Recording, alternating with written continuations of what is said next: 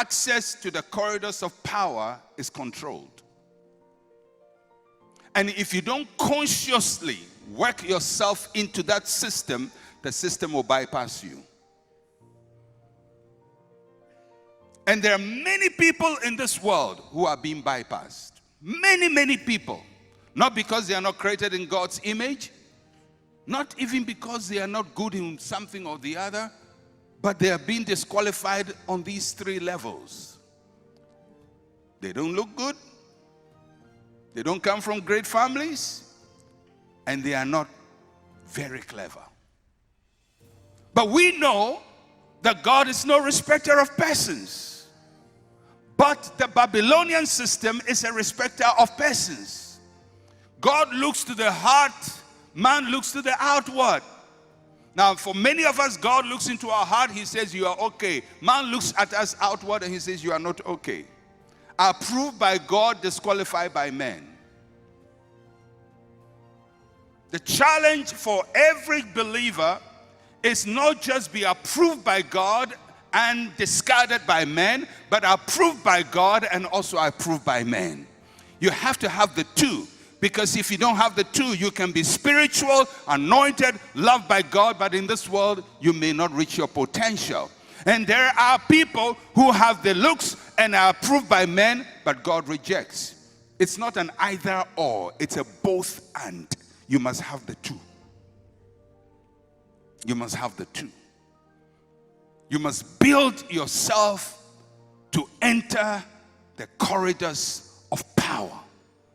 And there are things you can do to circumvent the disadvantages.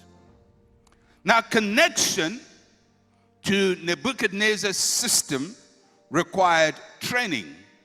It required training.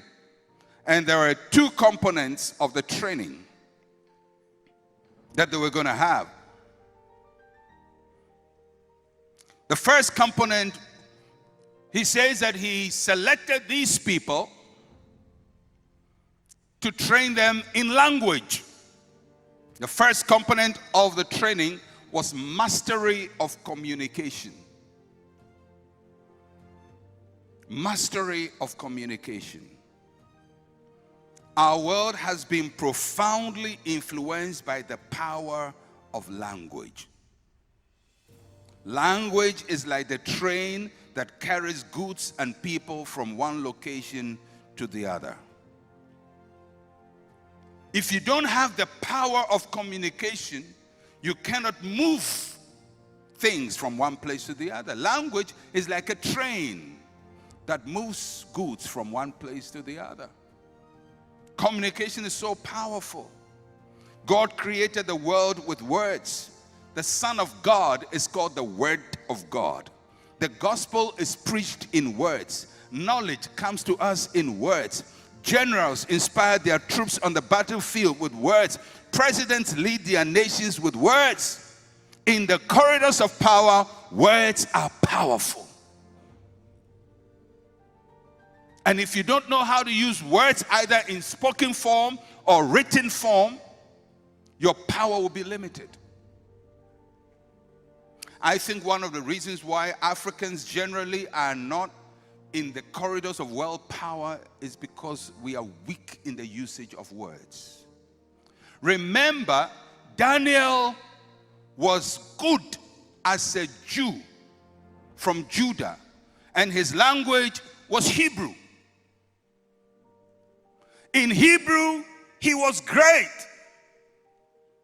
In Hebrew, he was a master, eloquent person, but Hebrew was a village language. It was only spoken in Judah, and their northern brothers who were also in captivity, Israel. If you take the Israel, Judah out, nobody is speaking Hebrew. Chaldean was the lingua franca of the world at that time. That's what everybody is speaking, because that is Nebuchadnezzar's language, and he had colonized the world to speak his language. If you are going to succeed in the power structures, you have to learn Chaldean in addition to Hebrew. And Daniel was brought in to master Chaldean. No matter how much Chi you speak, Ga you speak, Fanti you speak, Dagbani you speak, Ewe you speak, Yoruba you speak. If you don't speak an international language that is powerful and a means for communicating powerful ideas, you are lost in the corridors of power. You are lost. You say, but this is my language. Yeah, it's your language. Nobody is disputing it. But who speaks it? You and your friends and your cousins. So Daniel had to choose to say, I'm a proud Hebrew. I will just only speak Hebrew. I will only sing Hebrew. I will only think Hebrew because I am a Hebrew. And Aspenas will say, thank you, sir, for sticking to your Hebrew with all pride. Go to the quarry and dig rocks.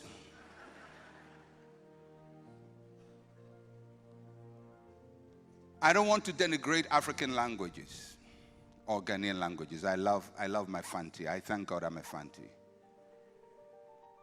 I like it when I hear people speak proper Fanti. I like it. But I can't go to the United Nations and address in Fanti. I can't go to a boardroom and negotiate a loan in Fanti. Even the structure of the loan, my language is not competent to address the structure of the loan. It doesn't have enough nuance and diversity to understand and to address the issues on the world stage. That doesn't mean it's not a good language. It is good for interfamily communication. But on the world stage. So listen to me. Let me just nail it home, because when I'm speaking, I have to know that my audience. And there are some of you who want to get into the power systems of the world. But until you master language, and by language I don't mean your local language, I mean you have to master English. Not even French. I mean, if you add it, fine. But master English. You must be a master, a mistress, a lord, a lady in that language. Otherwise, the corridors of power will be shut to you. It doesn't mean you are not intelligent. It's just that you don't have the code, the password. Because the system has been coded against you. It's been coded against all of us. But thank God for the colonialists. They gave us the code. So now we also can take the code and conquer their system.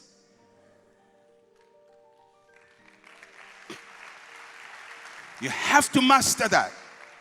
The second thing they had to master was literature. They said they're going to teach them the literature, philosophy, ideas, concepts. Our world is run on ideas. Literature is a rail line that carries the train. Having language with no ideas is like having a train with no rail line. You have to have the philosophy, the ideas to carry yourself from one place to the other. There are people who talk English, but there's nothing in what they are talking. So Daniel is going to be trained not just to think like a Hebrew. He was a master Hebrewian, but he has to think like a Babylonian, a Chaldean. He has to penetrate into Nebuchadnezzar's world. And Daniel has to learn the philosophy and master the ideas of Babylon. Otherwise, he's going to be shut out and be thrown to the farm to go and farm or to be a miner.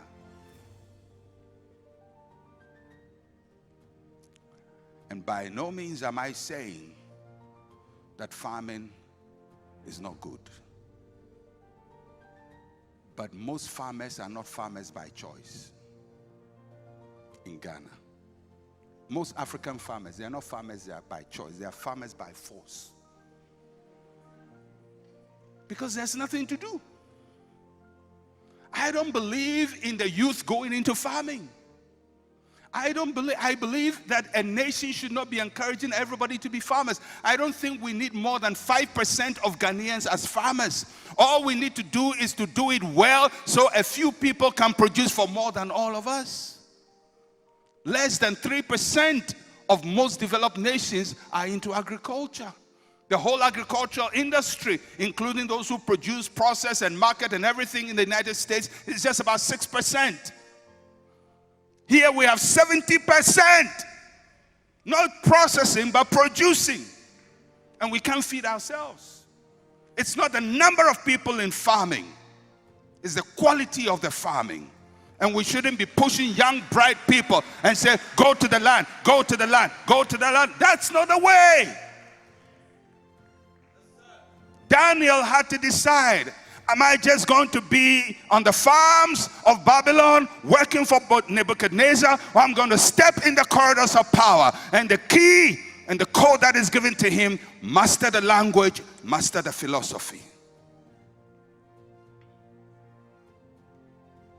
Now there are some of you nice people. Your father didn't help you. Didn't give you good education.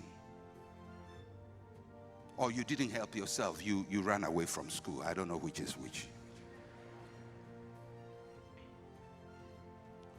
But the good thing is, Daniel's training was for 3 years. So Nebuchadnezzar knew in 3 years, Daniel, a total foreigner, can master the language of Babylon and master all the philosophy of Babylon. In other words, in 3 years, you can also master all the keys required for you to be in the corridors of power. Maybe your father didn't give it to you, or maybe you didn't have it, but if you focus well, you can change it. I don't want to have people with talent reduced to farmers and miners and workers with their body. I want people to work with their brain, with their ideas. So they said to Daniel, we're going to teach you the language, we're going to teach you the literature. Somebody say, I'm going to learn the language, I'm going to learn the literature. Literature is every information, philosophy, idea regarding what you're doing. If you're a great farmer but you don't have understanding of farming, you just dig with the same hoe for the rest of your life. Use the same cutlass for the rest of your life. It's an insult to go to the farms, modern farms in Ghana, and see people still using hoes and cutlass. It's an insult to humanity, because machines are doing those things. Machines are doing them and doing them far better. I don't want to see a human being on the ground, hitting the ground, hitting the ground, hitting the ground. I want a machine to hit the ground for him to now plan what to sow and how to market what to sow. That a machine will not do for him. That is where he must use his brain, not hitting the ground, hitting the ground, hitting the ground. And we call them our hardworking farmers. No, we have cheapened human beings and we have reduced them and taken them out from the corridors of power. It's time to bring people back to the corridors of power. Teach them the language, teach them the literature. And those of you young men, don't ever underestimate that. Because if you have the language and the literature, you will go far. The difference between Muhammad Ali and other boxers is not how he used his fists, it's how he used his words. Everybody quotes Muhammad Ali. Nobody quotes George Foreman. Nobody quotes Sonny Liston. Nobody quotes great boxers, because they have no quotable quotes. That's true. You don't sell just your physical ability. You sell your ideas. If you look at the world, the greatest, whether it's scientists, Albert Einstein, who is praised as a scientist, not just because he was a great scientist. There were better people with great research abilities than him. It's because he had the power of words. He could communicate. He could sell ideas. And he made the world buy his ideas. It's not just how good you are, but whether you can communicate it. And in the corridors of power, words matter. The world may enjoy your talent, but never give you power if you don't know how to clearly communicate powerful ideas. Now, although Daniel understood the Babylonian system, he never bowed to it. And that's the good thing about Daniel. I don't have too much time. I have to be ending somewhere here. But Daniel never bowed to the system. He understood it. He knew how to use it. He knew how to manipulate it. But he never made it his personal philosophy. So when Nebuchadnezzar erected an image for him to bow to, he never bowed to it. When they said nobody should pray, he still prayed. Because Daniel understood the system, but he never allowed the system to dictate his life and relationship with God. And that's one of the important things for those of you who want to be in the corridors of power. You learn the codes, you learn the keys, but don't bow to it. Because if you bow to it, you lose everything in you. The Babylonian system wants to control you. But we have to learn to get into that system and control it. Let me just, how many minutes do I have? Oh, God, help me. No, I can't just preach on, because if I preach on, we won't leave here. I don't think I can go any further because it will get complicated. But I was going to talk about the two agendas, and I'll talk about that later. Nebuchadnezzar had an agenda. Daniel had an agenda.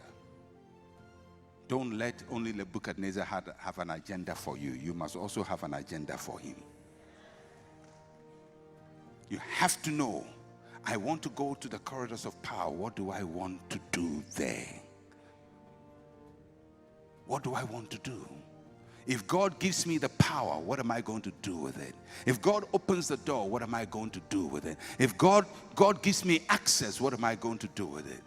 And Daniel, if you study the rest of his book, which we'll do a bit, ended up controlling the entire system.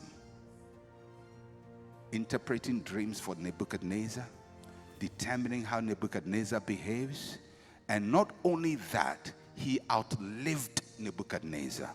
And when the Babylonians were taken over by the Persians, he also controlled the Persian system. Daniel controlled the world system from Babylon to Persia, over 4 kings in 70 years of his life. He was an awesome world leader. He didn't have the title as a king, but he became the gatekeeper to Nebuchadnezzar and to Darius and to Cyrus and to every other person who became a great person in those kingdoms. That is where God wants to take the modern day believer. We may have come from Judah. We may just be from a small town. Our language may not be recognized, but we have to learn to play on the world stage, and we have to learn to control the world system and bring the world systems to our God. And I trust that God will raise Daniels and Danielas. Daniels and Danielas amongst us, men and women who control the systems of our world, men and women of language, of literature, of excellence, men and women who are able to go into the world system, not as slaves, but have access to the corridors of power and control governments and nations for years to come. And I pray that you will be one of those. God bless you.